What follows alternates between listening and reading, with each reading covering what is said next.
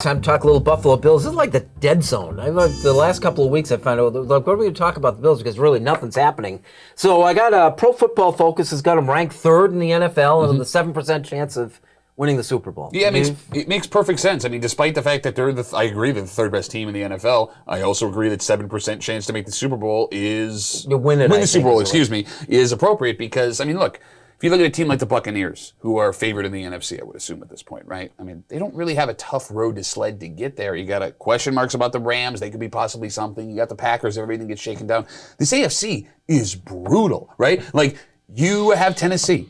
You have Baltimore. I mean, people are writing off Pittsburgh, and that's fine. But don't forget, they were undefeated until, week 11 last season? And now Ben Roethlisberger, after 18 years in the league, is going on a diet. And then after all of that gauntlet, you have to get through Kansas City. And let's keep in mind, I mean, look, I don't think the Dolphins are going to be anything super special, but there's a potential for something to happen there. And then the specter of Bill Belichick exists over you at all times, right? Like, for as good as the Bills are, for as patient as they were, and the way that they work the roster, and as fantastic as Brandon Beane and Sean McDermott have been, there are a lot of teams that are getting good as the Bills are also good. There seemed to be a lot of talent migrating to the AFC in the offseason, too. To his point, and he didn't mention the Browns and the Colts, which I think are really serious. Which is really interesting because Baker Mayfield about 2 to 3 years ago had question marks and now seems to be right behind the Bills as far as the Browns are in that ranking. I saw them as fourth. But then there's just a lot of sort of question marks with quarterbacks after that. I mean, Rodgers, who knows what he's going to do? All the different things that are going on. So obviously Tampa Bay was number one and Kansas City was number two.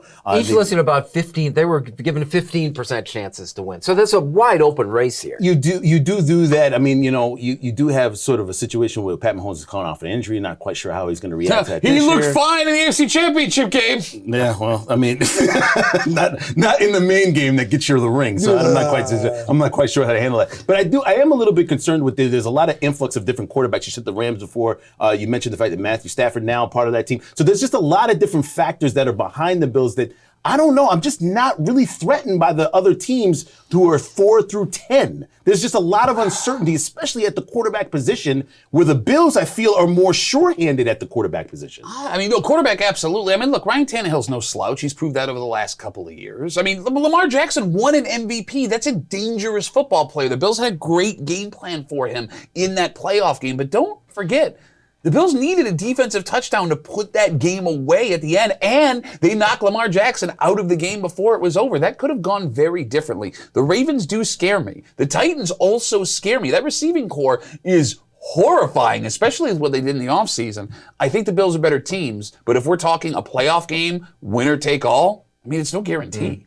I thought about you guys when part of that article, too, was like they would paint what's the worst case scenario for each team that's in the contending. And I could hear Pat says, why would you even say that? Why would you say that? Why would you do that? That was worst case scenario. Hey, what happens if everything in your life collapses? Well, so they said Josh Allen reverts back to form. It says and turns the ball over because they had this weird stat about, potential turnovers that didn't become turnovers and that the defensive line has problems with age. Okay, fine, but it's funny. J.J. Watt was the guy that a lot of Bills fans wanted this offseason. Both Mario Addison and Jerry Hughes, who were the defensive ends that fans and experts wanted to write off, had better statistical seasons last season and the season before than J.J. Watt has had. And I hate that stat, that potential interception stat. Show me the stat for potential touchdown passes that the receiver would have broke for 20 yards had he caught the ball. Like, it's such a stupid idea. It didn't happen. It didn't happen. So why are you worried about signing Josh Allen? Why don't you just sign him right now? You don't have to worry about it. No big deal. Are you down with that? Because yes. It seems to be they want to wait for another year for something to happen before they sign him. Which I don't understand, because let's say he takes a step backward. His agent's still going to fight for that money he would have got this year. If he takes an even further step forward, look, he's going to be the highest paid player in the NFL for a little while. Pay him now, shore it up,